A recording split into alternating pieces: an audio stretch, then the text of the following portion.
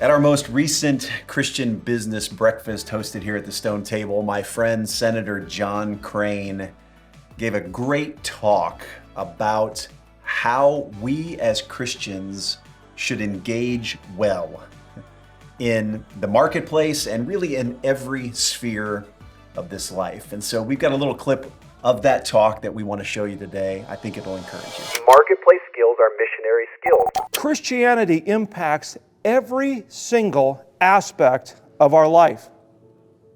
Everything. There is nothing over which God doesn't have something to say.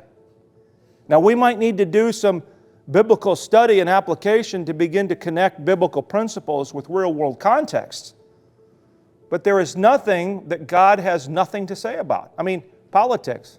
We make that separation, but you're telling me that God has nothing to say about government? Yeah, He does. He has nothing to say about business? Yes, He does. God has something to say about everything. And so the challenge for us is, what does it mean to be a missionary in our particular context?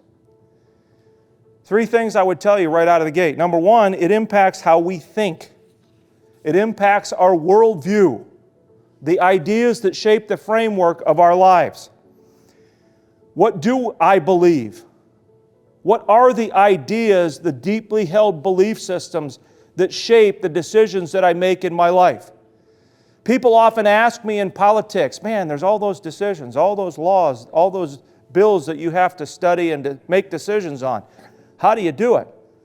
And I would challenge each one of us, if we're struggling to try to understand what's the right thing here, follow the Berean principle. This is right out of Acts 17. It says, and the people of Berea were more open-minded than those in Thessalonica. They listened eagerly to Paul's message, and they searched the Scriptures day after day to see if Paul and Silas were teaching the truth. Now keep in mind, it's easy for us to forget in the 21st century that by searching the Scriptures, they only had the Old Testament. They didn't even have the New Testament. But every day they're searching the Scriptures to marry up what Paul is saying with God's Word. Now imagine if I weren't speaking and it was actually the Apostle Paul. Would any of us question what he had to say? If we're going to be honest, probably not. But they did. They said, well, okay, we'll see. And went to the Scriptures to see where the truth was. And so what we believe has to be lined up with what we know to be true. So the first thing is our thinking. Secondly is how we act. And that is personal behavior and conduct. If people see me, do they see me modeling what it means to be a Christian leader? Professionally and personally.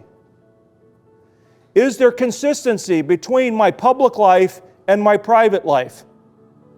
And that is something that only each one of us can answer for ourselves, because there's only one person on the planet that I spend 24 hours a day with, and that is me. And I struggle with that inconsistency sometimes. We all do.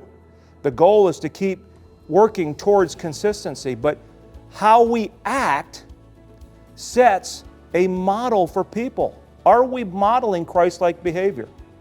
And the last is how we interact, which is essentially, how do we interact with people?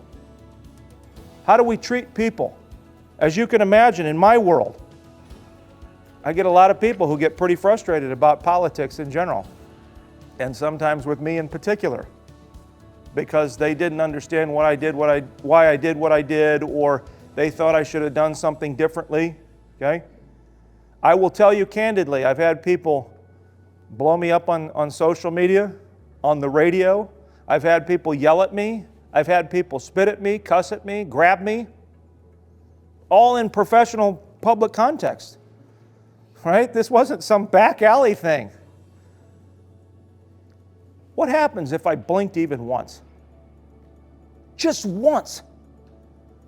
If I let my guard down and just reacted the way I feel internally sometimes that I want to react, that would undo all the effort that I've been trying to make to model what it means to be a Christian leader in the political space. Because the caricature of politics is exactly that. that there are too many blood-sucking creatures out there that are corrupt, that are out for themselves. They say they're public servants, but they're not really. All these things. And to be fair, some of that is true. There are always bad apples, just like there are bad apples in business. But that doesn't mean that every leader in business is a bad apple. And so we've got to wrestle with those who are making it difficult for us to be who we want to be in this space. Hey, thanks for watching. If you like this video, maybe give us a like, a comment, share it with some friends. If you're interested in more resources from the Stone Table, you can find those at thestonetable.org/start. Before you go, hey, check out this other video. We'll see you next time.